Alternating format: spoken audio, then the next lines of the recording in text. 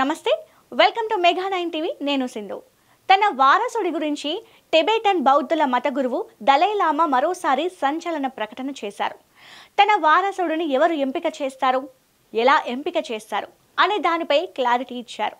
తాను ఏర్పాటు చేసిన గార్డెన్ ఫోర్డ్రింగ్ ట్రస్ట్కు మాత్రమే వారసుడని నిర్ణయించే అధికారం ఉంటుందని దలైలామా వెల్లడించారు. వారసుడిపై ప్రకటన అనేది తాను మరణించిన తర్వాతే వెలువడుతుందని తేల్చి చెప్పారు. ఇంతకీ ఏమిటి దలైలామా వ్యవస్థ? ఆధ్యాత్మిక గురువును టిబెటన్ బౌద్ధులు ఎలా ఎంపిక చేస్తారు అనే అంశంపై మెగా 9 ప్రత్యేక కథనం.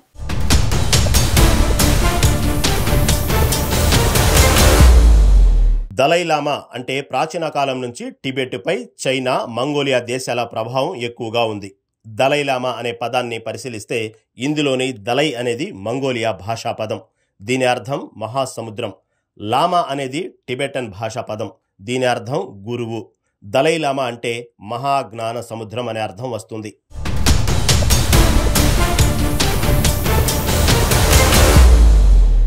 మనిషికి పునర్జన్మ ఉంటుందని టిబెటన్ బౌద్ధులు బలంగా నమ్ముతారు. పుట్టుక తర్వాత చావు ఎలా వస్తుందో చావు తర్వాత పుట్టుక అలాగే వస్తుందని వారు విశ్వసిస్తారు. దీన్నే సంసార చక్రం అని వారు పిలుస్తారు. బుద్ధుడు మోక్షం పొందాడు.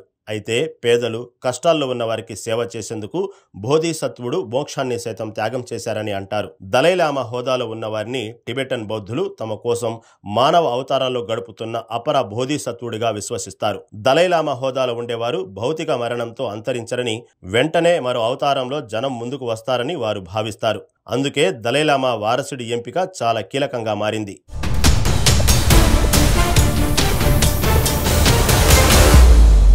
టిబెటన్ బౌద్ధుల మత విశ్వాసంతో ఈ హోదా ముడిపడి ఉంది. అందుకే ఈ హోదాలో తాను కోరుకునే వ్యక్తి నియమితుడు కావాలని చైనా వితండ వాదన చేస్తోంది. తద్వారా టిబెటన్ బౌద్ధులపై ఆధ్యాత్మికంగాను పట్టును సాధించాలని డ్రాగన్ స్కెచ్ గీస్తోంది. టిబెటన్ కు చెందిన ఎవరో ఒక బౌద్ధ మత పెద్దను దలైలామా వారసుడిగా చేయాలని యోచిస్తోంది. ఈ అంశాన్ని గుర్తించిన ప్రస్తుత దలైలామా కీలక ప్రకటన చేశారు. తాను టిబెట్ అవతల జీవిస్తున్నందున తన పునర్జన్మ కూడా టిబెట్ అవతలే జరగొచ్చని తార్కికంగా అనిపిస్తోందన్నారు. 2011లో ఓ ప్రసంగంలో ఇదే అంశాన్ని ఆయన చెప్పారు. 2025 మార్చిలో విడుదల చేసిన తన పుస్తకం వాయిస్ ఫర్ ది వాయిస్లెస్ లో కూడా తన వారసుడు చైనా అవతలే జన్మిస్తాడని దలైలామా స్పష్టం చేశారు.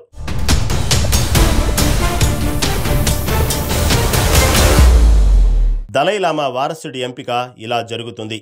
ఇప్పటి వరకు 14 మంది దలైలామాలు వచ్చారు. ప్రస్తుతం 14వ దలైలామాగా టెంజిన్ గ్యాక్స్తో వ్యవహరిస్తున్నారు. ఈయన 1950లో 15 ఏళ్ల వయసు నుంచే దలైలామాగా బాధ్యతలను చేపట్టారు.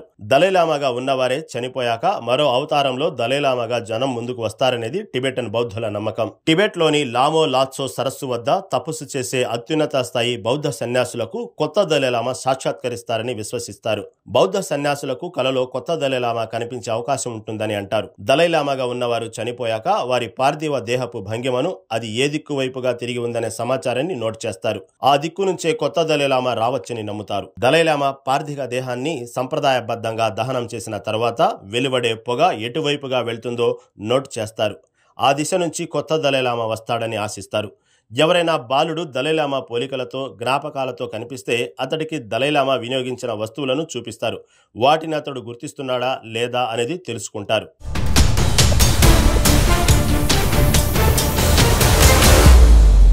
ప్రస్తుతం దలైలామా నిర్వహిస్తున్న ట్రస్ట్ పేరు గార్డెన్ ఫోర్డ్రింగ్. ఇది 2015 సంవత్సరం నుంచి స్విట్జర్లాండ్ కేంద్రంగా పనిచేస్తోంది. దలైలామా హిమాచల్ ప్రదేశ్లోని ధర్మశాల కేంద్రంగా కార్యకలాపాలను నిర్వహిస్తున్నప్పటికీ తన ట్రస్ట్ను మాత్రం ఎంతో దూరాన ఉన్న స్విట్జర్లాండ్లో ఏర్పాటు చేయడం గమనార్హం. చైనా ప్రభావానికి లోను కాకూడదనే ఉద్దేశంతోనే ట్రస్ట్ ఆఫీస్ను అంత దూరంగా ఏర్పాట్లు చేసినట్లు చెబుతున్నారు. ఇంతకీ గార్డెన్ ఫోర్డ్రింగ్ అంటే ఏమిటని చాలా మంది గూగుల్లో సెర్చ్ చేస్తున్నారు. 1642లో నాటి 5వ దలైలామా గార్డెన్ ఫోర్డ్రింగ్ అనే పేరుతో టిబెటన్ ప్రభుత్వ పాలన పద్ధతిని అమల్లోకి తెచ్చారు. అందుకే తన ట్రస్ట్కు ఈ పేరును ప్రస్తుత దలైలామా పెట్టుకున్నారు.